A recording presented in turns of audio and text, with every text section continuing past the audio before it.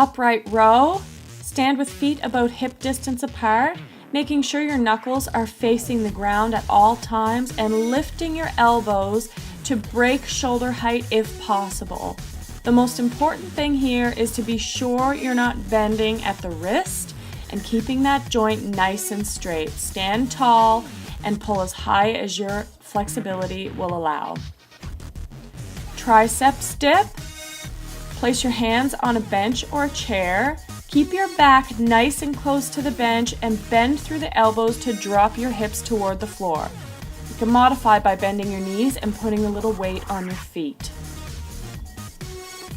Bent over wide row, tipping forward through the hips and pulling your hips back behind you to load the weight in your heels.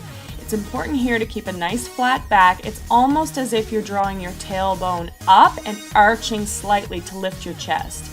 You open up your elbows nice and wide, keeping those knuckles facing the ground. The idea is to try and get your elbows to come a bit higher than your rib cage. Pinch those shoulder blades together. Standing lateral raise. Stand with your feet about hip width apart again.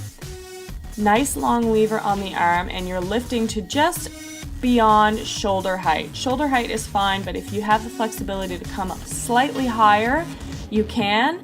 It's unnecessary to go any higher than I'm showing here in this video. Keep that core nice and tight and be sure you're leading with your elbow and your shoulder, keeping that lever the same length throughout the entire exercise.